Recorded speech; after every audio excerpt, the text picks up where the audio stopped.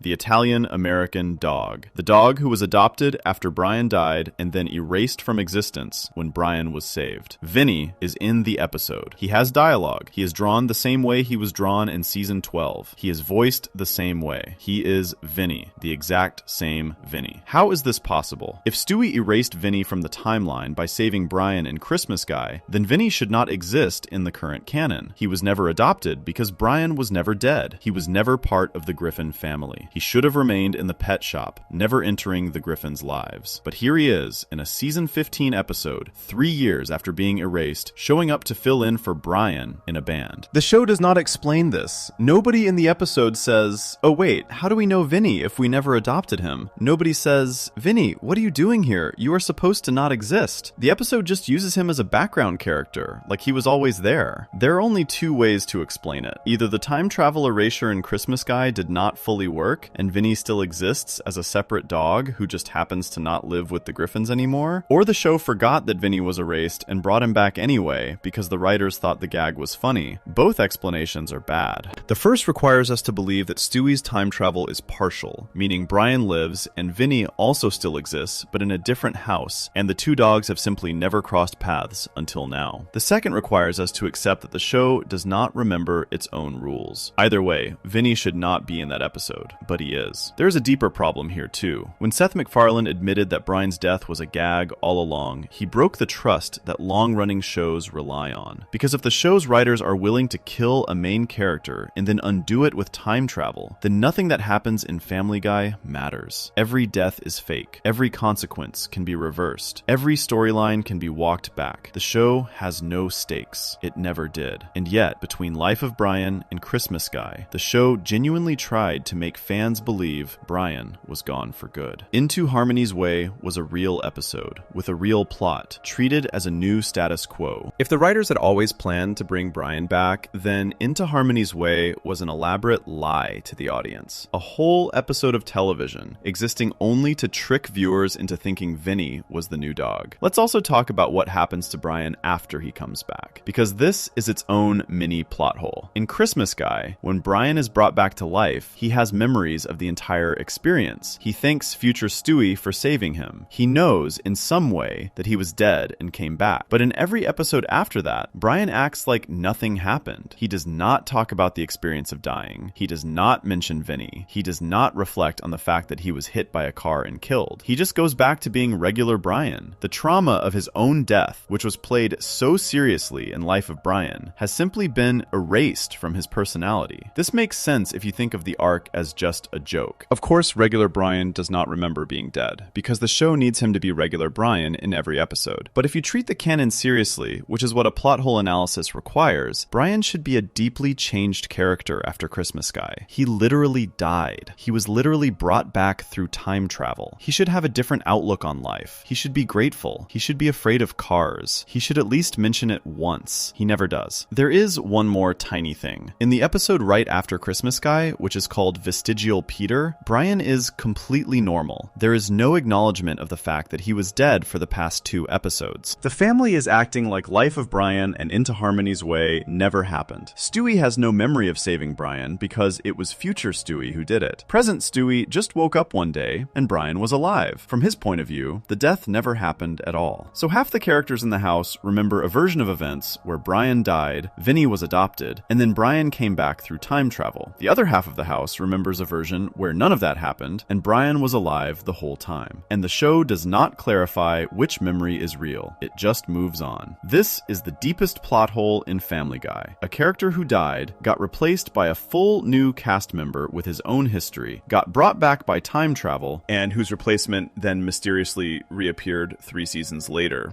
And the show asks you to accept all of it without asking questions. The most honest thing about the whole arc is that the writers themselves have admitted it was a trick. They knew they were going to bring him back. They did it anyway. They counted on fans forgetting the details. Most fans did. But if you are falling asleep to this, and you are listening closely, you can hear all the cracks in the story. Brian is alive. Brian was dead. Vinny is erased. Vinny is in season 15. Into Harmony's Way happened, but also cannot have happened. All of these things are true at the same time, because Family Guy does not need them to be consistent. It just needs them to be funny. And that same loose relationship with its own history is what caused the single most embarrassing plot hole the show has ever produced. Because when Family Guy finally got to cross over with its oldest rival, a show called The Simpsons, the writers made the episode about the 2 families meeting for the first time. They built the whole story around that premise. They promoted it that way. They gave it a feature-length runtime. They treated it as a historic event. Before we move on, if you're enjoying this analysis, please consider subscribing. It helps the channel tremendously. The only problem was, the 2 families had already met, more than once, years before, and everyone who watched both shows knew it. Section 9. The Simpsons crossover that everyone forgot they had already done. In September 2014, Family Guy aired what was supposed to be the biggest episode of its entire run, a crossover with The Simpsons, the 2 most famous adult cartoons in American history, together for the first time ever in a single feature-length episode. The episode is called The Simpsons Guy. It is the first episode of season 13. It runs for about 44 minutes, which is roughly twice the length of a normal Family Guy episode. It was heavily promoted for months before it aired. The writers talked about it in interviews, Fox ran trailers for it. Both the Family Guy and Simpsons fan bases waited for it with excitement. A long-time rivalry between the 2 shows, with Family Guy often accused of copying Simpsons jokes, would finally be put on screen. The whole story is built on one idea. The Griffins and the Simpsons have never met. They live in different towns. They exist in different cartoon universes. When the 2 families finally run into each other, it is the first contact between their worlds. They do not know each other. They have to introduce themselves. They have to get to know one another from scratch. The plot goes like this. The Griffins leave Quahog after getting into some trouble. They drive to a town called Springfield, which is where the Simpsons live. When they arrive, they run into Bart Simpson first. Bart and Stewie become instant friends. Then the Griffins meet the rest of the Simpson family. Homer, Marge, Lisa, Maggie, the whole gang. Peter and Homer become friends. They eat donuts together. They drink beer together. They have a big argument over whether Pawtucket Patriot beer, which Peter drinks, is a ripoff of Duff beer, which Homer drinks. This argument leads to a huge lawsuit. The lawsuit leads to a long courtroom scene, and the episode builds to a massive fight between Peter and Homer, with the 2 cartoon fathers beating each other up across the town. The whole thing only works if these are 2 families who have never been part of each other's stories before. The entire premise rests on the idea that this is a historic meeting,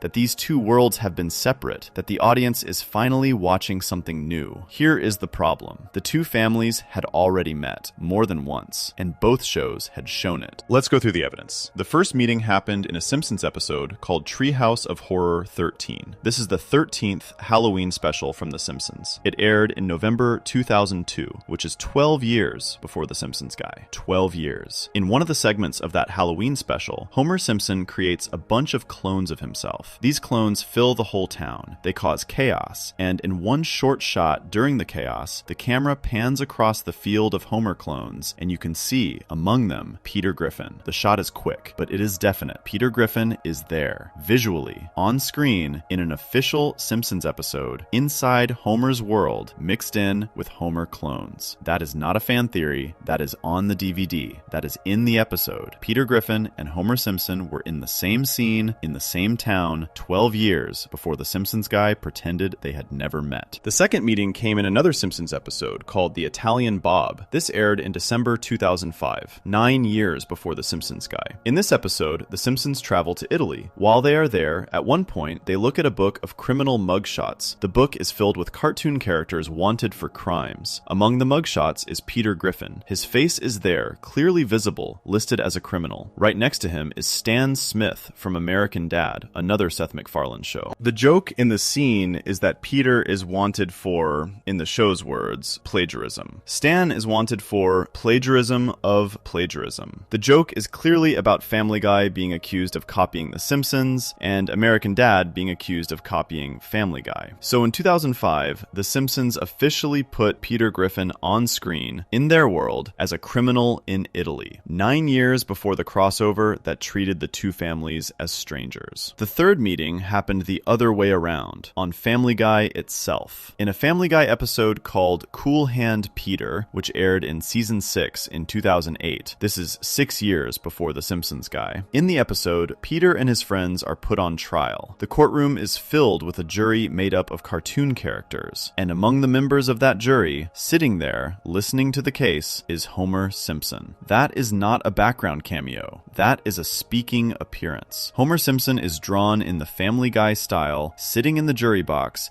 in a Family Guy episode. He is part of the story. He is one of the 12 jurors deciding Peter's fate. So in 2008, Homer Simpson was officially in Family Guy, 6 years before the Simpsons guy would pretend the two men had never met. Let's also look at a fourth piece of evidence. There is a Family Guy episode from season 10 called Ratings Guy. In this episode, Peter messes with television ratings. At one point, Homer Simpson shows up at the Griffin house and says that he has done similar things to shows in his world. Peter and Homer have a conversation. Two characters from two shows talking to each other, sharing their lives in 2012, 2 years before the Simpsons guy. These are not fan theories or deleted scenes. These are real moments from real aired episodes. All four are documented. All four show the Griffins and the Simpsons having already interacted, and yet the Simpsons guy treats all of this like it never happened. When the Griffins arrive in Springfield, they do not recognize anyone. They have never heard of the Simpsons have never heard of them. They introduce themselves like strangers. The whole 44-minute episode is built on this false premise. There is no mention of Treehouse of Horror 13. There is no mention of the Italian Bob. There is no mention of Cool Hand Peter. There is no mention of Ratings Guy. All four of those earlier interactions are treated as if they never existed. This is the plot hole. The two shows spent over a decade casually acknowledging each other, putting characters in each other's episodes, having them share scenes, joke about each other, reference each other. And then when the actual big crossover arrived, all of that history was quietly erased so the episode could pretend it was the first time. Now, the writers probably thought the audience would not notice. Most viewers of The Simpsons guy had not watched every episode of both shows. Most did not remember Peter Griffin appearing in an Italian mugshot book in 2005. Most did not notice Homer Simpson on Peter's jury in 2008. The writers were counting on the audience to just accept the new premise, but the plot hole is still there. It is baked into the episode. The Simpsons guy contradicts at least 4 earlier pieces of canon from both shows. That is not a mistake. That is a choice. The writers decided that the dramatic weight of pretending the two families had never met was more important than respecting the history they had already built. This is part of a bigger pattern in Family Guy, where the show treats crossovers with other cartoons in inconsistent ways. Let's look at The Cleveland Show, because this is where it really starts getting strange. The Cleveland Show was a spin-off from Family Guy. It started in 2009. The main character, Cleveland Brown, was originally one of Peter's best friends. He had lived next door to the Griffins for the first 7 seasons of Family Guy. In a 2009 episode called Baby Not on Board, Cleveland mentions to Quagmire that he is about to get his own spin-off show. That is an open admission from one cartoon character to another that they live in a world where they know they are on television. It is a meta joke, but the show keeps going with it. Then Cleveland moves to a town called Stool Bend, Virginia for The Cleveland Show. The Simpsons, American Dad, and Family Guy have all had episodes where their characters travel between shows. There is a famous episode called Spies Reminiscent of Us, which is a Family Guy episode, where Brian and Stewie accidentally redirect a missile. The missile flies across several states and crashes into Cleveland's new house in Stool Bend. Cleveland falls out of his bathtub. It is the same running gag from Family Guy happening in a Cleveland Show setting inside a Family Family Guy episode.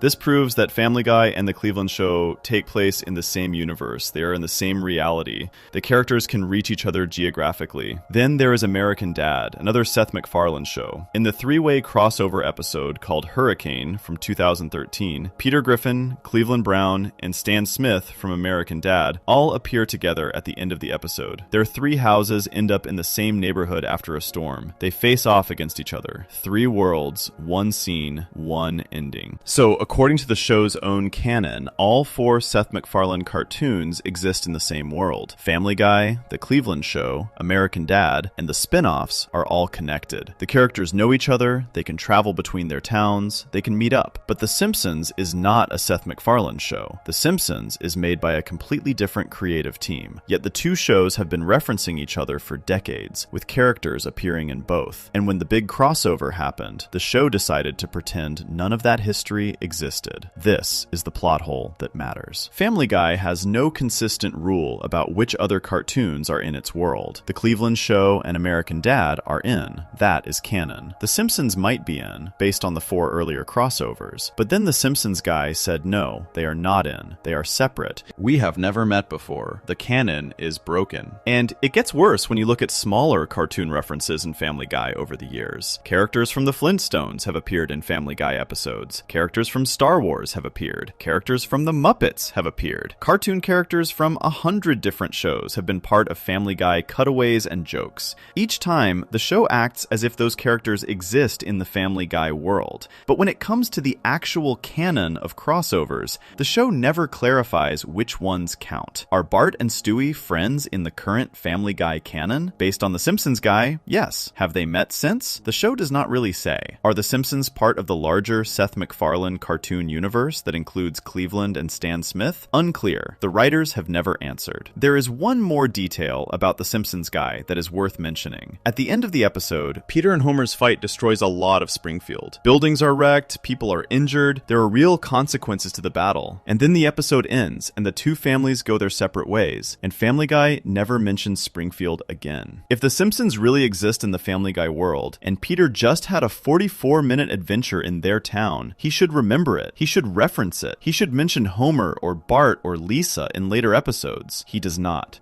once. After The Simpsons guy aired, Family Guy went back to acting like The Simpsons do not exist, just like they did before the crossover. That is maybe the strangest part of the whole thing. The crossover did not change anything. The two families met, they fought, they became friends at the end, and then nothing. The worlds went back to being separate. The canon went back to being unclear. So what is the real status of The Simpsons in Family Guy canon? The show has shown us that Peter appeared in Springfield. The show has shown us that Homer appeared in Quahog. The show has shown us a 44-minute episode where the two families met for the first time. And the show has also shown us that none of these things matter because the two worlds remain separate in every other episode. That is not a canon. That is a mess. The only time the show is honest about this mess is when it comments on it through jokes. In a later episode, Peter makes a reference to having met The Simpsons, and other characters are confused. In another episode, the show jokes that the crossover never really happened. These jokes suggest that even the writers know they created an unsolvable problem. They know they cannot decide what counts. All of this is really just a symptom of a bigger issue. Family Guy treats its own canon as a suggestion. It is willing to rewrite history whenever it helps a specific episode. The Simpsons guy is the biggest example, because it rewrote 14 years of crossover history in one 44-minute special. But the pattern is everywhere. Every time Family Guy does something that feels like a huge event, it usually ends up breaking some earlier rule the show had set for itself. Before we move on, if you're enjoying this analysis, please consider subscribing. It helps the channel tremendously. And if you thought the show was bad at keeping its relationships with other cartoons straight, wait until you see how bad it is at keeping track of its own neighborhood. Because there is one house on Spooner Street that has been destroyed so many times, in so many different ways, that it should have been reduced to rubble years ago. It is always rebuilt by the next episode. Nobody ever sees the construction workers, nobody ever files an insurance claim, and the man who lives in it has kept falling out of the same bathtub in the same spot for more than 20 years, even after he moved to a different state. Section 10. The Cleveland house that cannot stop being destroyed. And every other running gag the show quietly broke. Cleveland Brown lived at 31 Spooner Street for the first 7 seasons of Family Guy. His house was right next to Peter's, and for those 7 seasons, a very specific joke happened over and over again. The joke goes like this. Something crazy happens in the neighborhood. Usually Peter is involved. Some kind of disaster, a stolen animal, a car crash, a rocket, a flying object. Whatever the cause, the disaster ends up crashing into Cleveland's house. The whole front wall of his house falls away. The floor of his bathroom tilts. And there, sitting in his bathtub, up on the second floor, is Cleveland taking a bath. Cleveland yells out the same line every time. He says, "What the hell?" and then slides down the tilted floor as his bathtub slips off the edge and crashes to the ground in front of his house. As the tub is falling, he yells, "No, no, no, no, no, no," and then lands with a thud. This is called the bathtub gag. It is one of the most famous running jokes in the history of Family Guy. Fans love it. The writers have used it more than a dozen times across the show's run. But it is also one of the most broken things in the entire show. Let's start with the most basic question. How does his house keep getting rebuilt? Every time the gag happens, the front wall is completely destroyed. The bathroom is exposed. The bathtub is shattered on the lawn. This is not minor damage. This is a collapsed house. The kind of damage that, in real life, would require weeks or months of construction to fix, plus a huge insurance claim, plus permits from the town, plus contractors, plus new materials. In Family Guy, the house is always fixed by the next episode. Nobody ever sees workers repairing it. Cleveland never misses any time from his job to deal with it. He never complains about how expensive it is. He never yells at Peter for damaging his property. The house just snaps back to normal. Every single time. The first time the gag happened was in a season 3 episode called Hell Comes to Quahog. Peter buys a tank at a car dealership. He drives it around. He accidentally blows up the front of Cleveland's house with the tank's cannon. Cleveland falls out of the bathtub. It is a shocking moment. It is supposed to be a rare disaster. Peter is genuinely horrified. The second time it happens was in season 3 too, in an episode called Barely Legal. Peter steals a giraffe from a zoo. The giraffe is scared by Quagmire and runs away. It stumbles backward into Cleveland's house. Wall collapses. Bathtub falls. Cleveland makes a note that he really needs to stop taking baths whenever Peter is doing anything nearby. By the third or fourth time, Cleveland's reaction stops making sense, because a real person, after having their home destroyed twice in a short time period by the same neighbor, would do something about it. They would move. They would sue. They would change their bathing schedule. They would at least stop keeping their bathtub on the second floor, near the front wall, in the exact spot where it seems to be destroyed every month. Cleveland does none of those things. He keeps bathing in the same tub, in the same spot, in the same house, with the same weak front wall. He does this for 7 seasons. The bathtub gag happens again and again and again. Every time he is caught off guard. Every time he reacts as if this is the first time it has ever happened. Every time the house is magically fixed for the next episode. Now here is where the plot hole opens up further. In 2009, Cleveland left Quahog. He got his own spin-off show called The Cleveland Show. He moved to a town called Stool Bend, Virginia, which is far away from Rhode Island. He bought a new house there with his new wife and new family. That new house was supposed to be his fresh start. The bathtub gag followed him. In a Family Guy episode called Spies Reminiscent of Us, which aired in season 5, Stewie and Brian are trying to redirect a missile that is heading toward Earth. They need it to land somewhere it will not cause too much harm. Through a series of events, the missile flies across the country and lands directly on Cleveland's new house in Stool Bend, Virginia. The bathtub gag happens. Cleveland falls out of the tub in exactly the same way, in a completely different state, hundreds of miles away from Peter. This is physically impossible. Peter did not cause the missile to hit Cleveland's house. Stewie and Brian did. And yet Cleveland, in his new life, in his new house, in a new state, is still falling out of the same bathtub. The universe itself seems to have decided that wherever Cleveland bathes, his house will be destroyed at some point, no matter where he lives. That is already strange. It gets stranger. In a Family Guy episode called Brian's Got a Brand New Bag, Peter is watching a movie. Something crazy happens. A car crashes. The car flies out of control and smashes into Cleveland's old, empty house in Quahog. Cleveland does not live there anymore. He has moved to Virginia, but the house is still standing, and when the car hits it, the now empty bathtub on the second floor falls out of the wall and crashes to the ground, exactly like in every previous bathtub gag. The bathtub is still there. It is still in the same spot. It is still connected to the same weak part of the wall. After it lands, Peter says, "Oh, that's right, Cleveland moved." As if the show itself is pointing out the plot hole. Nobody has been using that bathtub for months, but somebody has been keeping it up there in the same spot, waiting for the next time it needs to fall. Then, Cleveland eventually moves back to Quahog. His spin-off show ended, he came back to Family Guy. He took his old house back at 31 Spooner Street. The bathtub gag kept going. It also became something even darker. In one episode of The Cleveland Show, the same bathtub gag happens, but this time it is not Cleveland in the bathtub. It is his ex-wife, Loretta. She slides down the collapsed floor, the bathtub falls, and she hits the ground. Unlike Cleveland, she does not survive. She is killed by the fall. The show treats it as a joke, but it is also the canonical death of a character who was part of the original Family Guy cast. Think about that. The same running gag that Cleveland has survived a dozen times kills his ex-wife the first time she experiences it. The house is the same, the bathtub is the same, the angle of the fall is the same. The only thing different is who is in the tub, and that is enough to make the difference between a laugh and a death. That is a plot hole inside a plot hole, because if Loretta can die from the bathtub fall, then Cleveland should have died any of the dozen times it happened to him. He should have died the very first time, in Hell Comes to Quahog, back in season 3. Now let's zoom out, because this is the final section, and the bathtub gag is just one example of the show's larger problem. Cleveland is a character who has drifted across realities. His speech pattern is another example. Cleveland talks slowly. He drags his words out. It is a defining part of his voice. In a Family Guy episode called Death Lives, there is a flashback to Peter meeting Cleveland in the 1970s. In that flashback, Cleveland is already talking slowly, the same way he does in the present. That is the story. But then, in a season 4 episode called Blind Ambition, there is a different flashback. This one shows Cleveland as a fast-talking auctioneer earlier in his life. He speaks quickly, rapidly, at high speed. A totem pole then falls on his head, and the injury is what causes him to start talking slowly from that point on. These are two different origins for the same voice. In one, Cleveland was always slow. In the other, he got that way from head trauma. Then the Cleveland Show has its own version. In its first episode, we see Cleveland as a teenager, already talking slowly, which matches the Death Lives version, but not the Blind Ambition version. The show has 3 different explanations for why Cleveland sounds the way he does, and none of them match. Let's look at a few more tangled threads in the show before we wrap up. Adam West was the mayor of Quahog for most of the show's run. He was voiced by the real actor Adam West, who played Batman in the 1960s show. Adam West passed away in real life in 2017. The show paid tribute to him, but Mayor West, the character, kept appearing in episodes after that, sometimes in ghost form and sometimes not. The show could not decide if he was dead or alive. He was killed on screen and then showed up alive again, and then was referenced as dead, and then appeared as a ghost, and then appeared without any acknowledgement of being dead at all. Another character, Diane Simmons, the news anchor, was murdered in a full serious episode called And Then There Were Fewer. This was a big deal. The show made it feel like a real murder mystery. She was actually killed off, but Diane's name continues to pop up in later episodes in confusing ways. Flashbacks use her, characters reference her being around. The show is not consistent. Then there is the house itself. Peter and Lois's house, the one everyone associates with Family Guy. The layout of the house has changed dozens of times across the show. The kitchen door sometimes leads to the backyard. Sometimes it leads to the dining room. Meg's bedroom is upstairs in some episodes. It is shown to have a window that should not exist based on the outside shape of the house. In one season 1 episode, the welfare check sent to Peter is addressed to 72 Spooner Street. In every other episode of the show, the Griffins live at 31 Spooner Street. 2 different addresses. Neither has ever been explained. Peter's jobs are another mess. He started at the Happy-Go-Lucky Toy Factory in season 1. Then he worked at a brewery. Then he worked on a fishing boat. Then he worked at a carnival. Then back at the toy factory. Then at the brewery again. He changes jobs in the middle of episodes sometimes, with no transition scenes. Some of these jobs happen at the same time. The show never explains how he manages to have 3 jobs at once, or which one is his real, current job. There is a Griffin baby that appeared in one episode and was never seen again. In a season 1 episode called The Sun Also Draws, Peter mentions in passing that he had another child who died. The child is never named, the circumstances are never explained, the episode moves on, and the show never brings it up again. A dead Griffin child, casually mentioned once, forever unresolved. Then we get to the biggest running joke Family Guy ever pulled on itself, an episode called Back to the Pilot, which aired in season 10. In that episode, Brian and Stewie use the time machine to travel back to the very first episode of Family Guy, which aired in January 1999. They walk around the old Griffin house, they see their younger selves, they see the old Peter, the old Lois, the old Chris, Meg, and Stewie, all drawn in the rougher style of the season 1 animation. The joke of the episode is that Brian and Stewie openly make fun of how different everything looked back then. They point out that the house has changed. They point out that the characters talked worked differently. They point out that the animation was lower quality. They point out that the jokes back then were much longer, with cutaways that lasted forever and had no purpose. They are laughing at their own show, using their own time machine, inside their own episode. This episode is the show's most honest moment about all of the plot holes we have been covering. It is Family Guy looking at Family Guy and saying, yes, we know, our past does not match our present, and we think that is funny. But an honest joke is not the same thing as a solution. Back to the Pilot does not fix any of the plot holes in the show. It just points at them and winks. The Stan Thompson problem is still there. The Brian origin story is still a mess. Kevin Swanson still has two versions of himself. Bonnie still spent 10 years pregnant. Quagmire is still 61 years old and 18 in 1984. Cleveland's house still gets destroyed and rebuilt. None of this gets resolved. And at the end of Back to the Pilot, the two Stewies end up meeting multiple future versions of themselves from different timelines. Dozens of Stewies and Brians show up. The whole episode gets tangled up in its own time travel rules. The time machine keeps being used in later episodes too, despite supposedly being destroyed before and after Brian's death. Nobody ever explains how it keeps coming back. If you have listened to this whole video, you now know the full map. Peter has two fathers, but a whole family tree of impossible ancestors. Brian has three separate origin stories, none of which can all be true. Stewie's head was either born that way or shaped by hitting a ceiling. Meg's real father is a man named Stan Thompson that the show has refused to show us in over 20 years. Quagmire is 61 years old, according to his driver's license, and also Peter's teenage classmate in 1984. Bonnie was pregnant for a decade. Kevin Swanson died in Iraq, came back with a fake coma story, admitted he went AWOL, and then had a second version of himself show up at the same door in the same episode. Brian died, got replaced by a whole new dog, came back through time travel, and the replacement somehow still exists in later seasons. The Simpsons had already met the Griffins 4 times before their big first meeting episode. Cleveland's house has been destroyed a dozen times and always rebuilt by morning. None of this is a mistake. That is the most important thing to understand. Family Guy is a show that knows exactly what it is doing. The writers know the contradictions are there. Seth MacFarlane has admitted in public that they do not care about keeping the timeline straight. The show has built an entire identity around being inconsistent on purpose. In their mind, every episode should stand alone. If a joke works, use it. If a character death gets ratings, do it. If time travel can undo the death later, use that too. Do not worry about how it all fits together, because it is not supposed to fit together. That is also the reason this video works, because there is no single answer to any of it. There is no final resolution. There is no big reveal at the end that ties everything together. Family Guy will never fix any of this. In 20 more seasons, Peter will still have 2 fathers. Stewie will still have a fake British accent and a possibly squashed head. Meg will still have a biological father named Stan Thompson that she will probably never meet. Cleveland's house will still fall down in every other episode and be standing again before the credits roll. The mess is the show. The show is the mess. And the show does not care, because it never has, and it never will. If you enjoyed this video essay, make sure to subscribe. Thanks for watching, and I'll see you in the next one.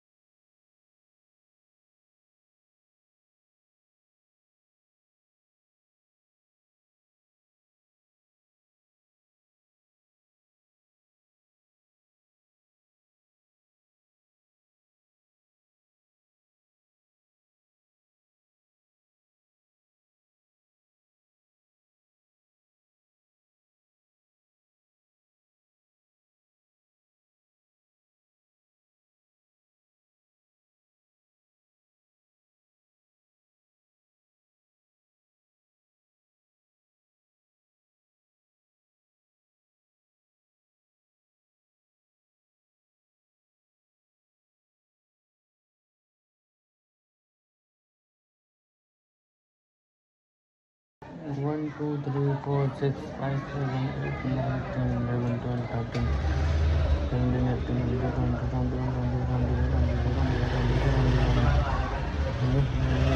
21 जिंदगी की वही मशहूरात है, प्यार नहीं तो कुछ नहीं, जिंदगी एक वही मुश्किलात है, जिंदगी के संग सब कुछ है, जिंदगी तो है जो इंसान को सिखाती है।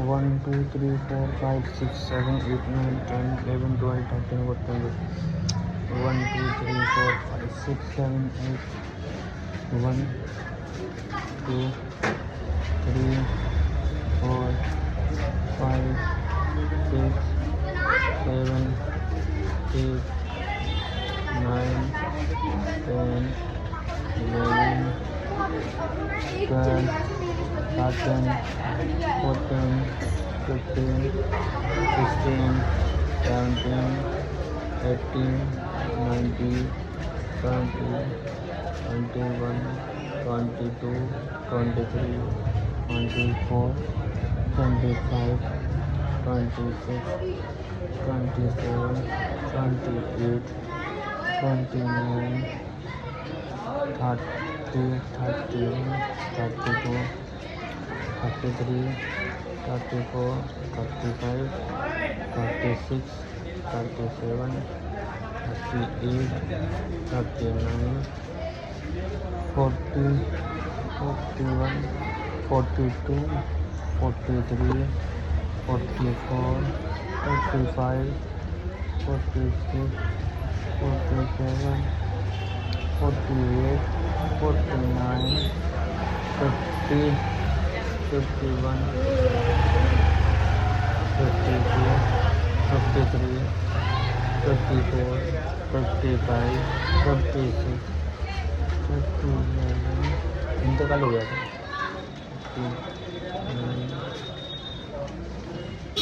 62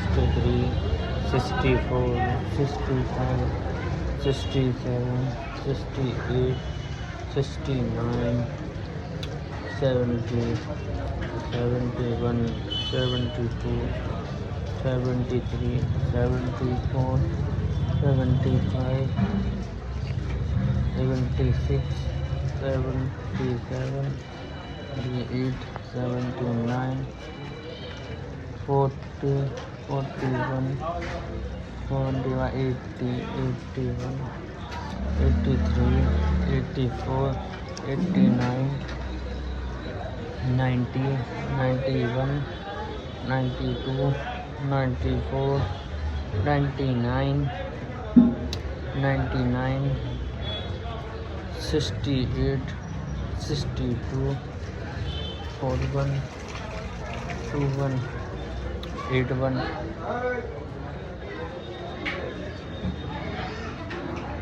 33 44 99 22 11 हेलो पानी पीने का नहीं है ना, पीने का नहीं है, मतलब वो नहीं है पीने का पानी, टंकी में तो भरोगे।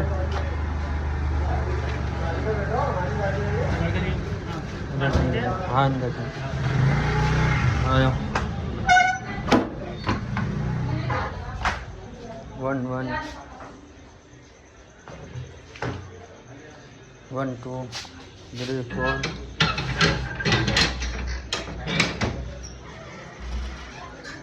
1 1 नल चला दूँ, पीने में ही तो है। 1 1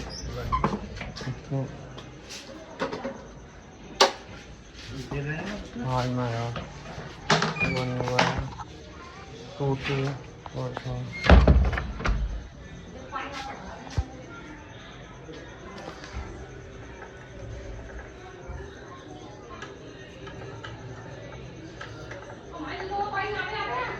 अरे पानी भरवाना वाटर कूलर।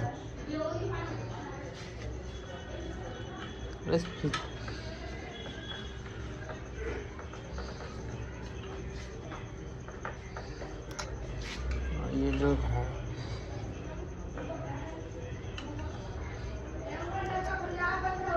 अरे नल खोल के ही देख रहा हूँ।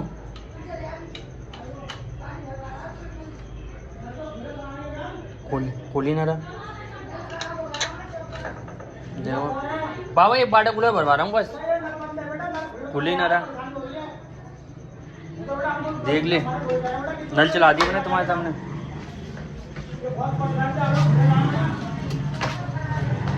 कह दी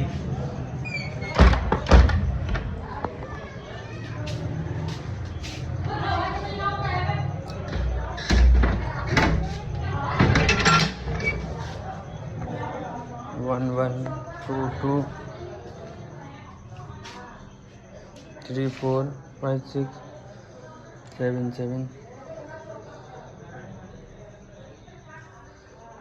3 3 1 1। चूना कितना है चूना?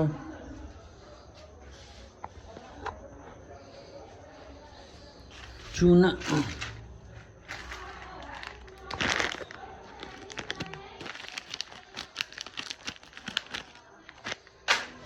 1 1।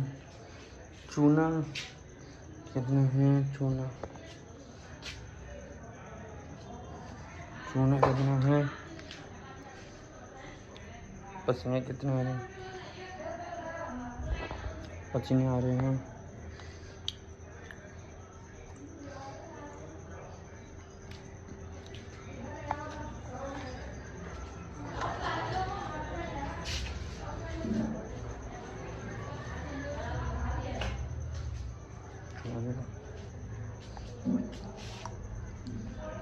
One one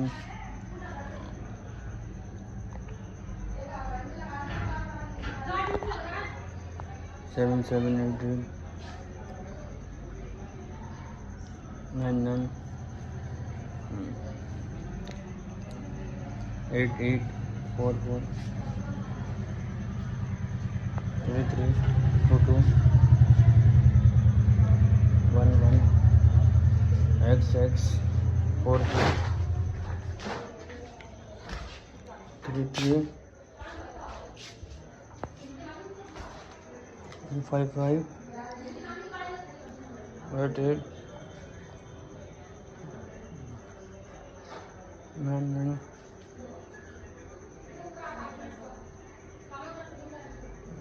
0 0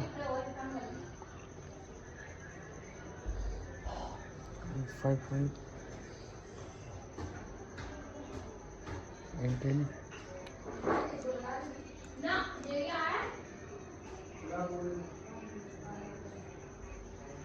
5 8 8